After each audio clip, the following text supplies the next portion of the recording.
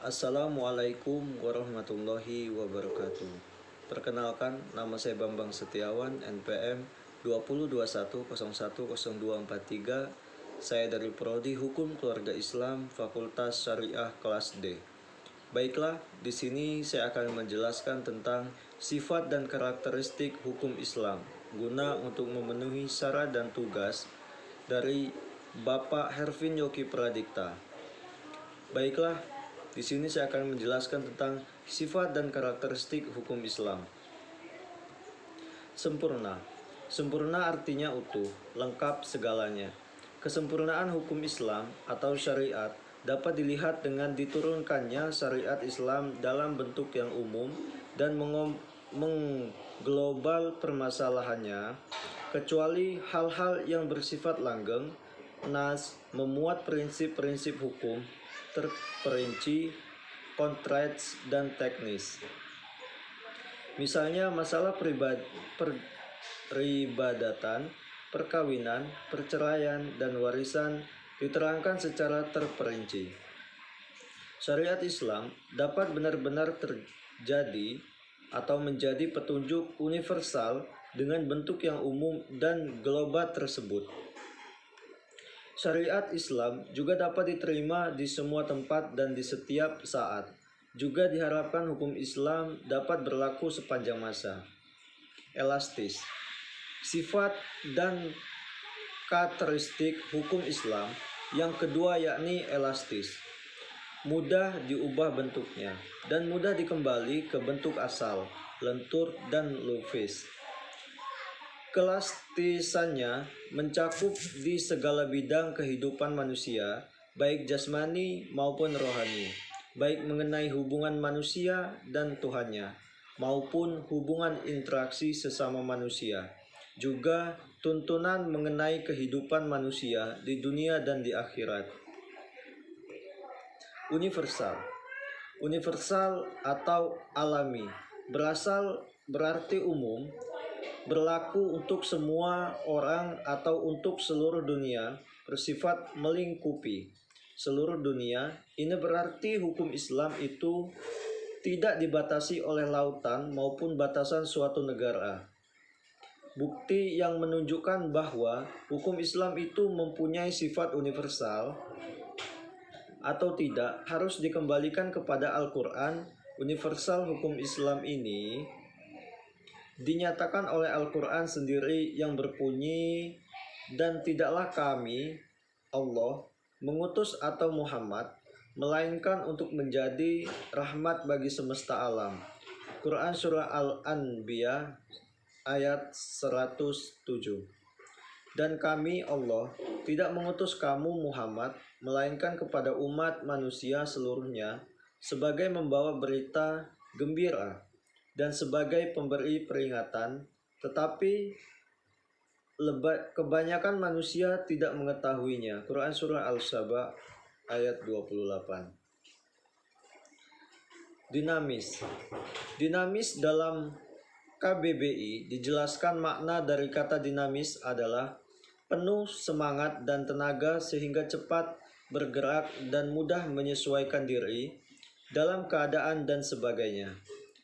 Kedinamisan hukum Islam terletak pada dasar-dasar yang menjadi dasar dan tiang pokok bagi hukum. Dasar-dasar dan pokok-pokok itulah yang menjadi sumbu kekuatan, kelemahan, kemudahan, dan kesukaran dalam menetapkan hukum Islam. Syariat Islam dapat menarik manusia dengan amat cepat dan manusia bisa menerimanya dengan ketetapan hati. Karena Islam menghadapkan pembicaraannya kepada akal dan mendesak manusia bergerak dan berusaha serta memenuhi kehendak, fitnah, dan sejahtera. Sebagaimana hukum Islam menuju kepada toleransi, persamaan, kemerdekaan, menyuruh untuk berbuat ma'ruf dan mencegah mungkar. Sendi-sendi dari kedinamisan hukum Islam adalah: yang pertama, meniadakan kepicikan. 2. Menyedikitkan tungfas. 3. Mensyariatkan hukum dengan cara berangsur-angsur. 4. Memperhatikan kemaslahatan manusia. Dan 5. Mewujudkan keadilan yang merata. Sistematis. Syariat Islam bersifat sistematis, artinya ia mencerminkan sejumlah doktrinnya bertalian dan berhubungan di antara satu dengan lainnya secara logis. Beberapa lembaga saling berhubungan satu dengan lainnya. Perintah sholat di dalam Al-Quran selalu diiringi dengan perintah menunaikan zakat. Perintah untuk makan dan minum diiringi dengan kalimat, tetapi jangan berlebih-lebihan. Demikian pula dengan lembaganya. Pengadilan dalam Islam tidak akan memberikan hukum potong tangan bagi pencuri bila keadaan masyarakat sedang kacau dan terjadi kelaparan. Tidak akan memberikan hukuman rajam bagi pezina dan kebiasaan berpakaian yang belum diterapkan sebagaimana yang dikehendaki oleh hukum Islam itu tersendiri. Hukum Islam bersifat ta'abbudi dan ta'akkuli. Al-Syatibi menyatakan bahwa ta'abbudi adalah sesuatu di mana tujuan hukum dalam melembagakan hukum untuk membebaskan mukallafah dari perintah-perintah hawa nafsunya, dalam kurung hawa, agar dia menjadi hamba Tuhan dengan sukarela, ikhtiaran, sebagaimana dia juga hamba Tuhan secara alamiah, ikhtiaran, secara terpaksa. Sedangkan at-akuli adalah sebaliknya, bersifat ta'abbudi. Lebih jelasnya, ta'abbudi adalah suatu bentuk ibadah yang tujuan utamanya untuk mendekati diri kepada Allah Subhanahu wa taala, yakni beriman kepadanya dan segala konsekuensinya, berupa ibadah yang mengandung sifat ta'abbudi murni, artinya maka ide dan konsep yang terkandung di dalamnya tidak dapat dinar atau khairu makulah al-ma'ana atau supranasional. Manusia harus menerima apa saja yang telah ditetapkan oleh syariat. Bersifat ta'akuli. Kedua yakni ta'akuli berbentuk dalam bidang muamalah.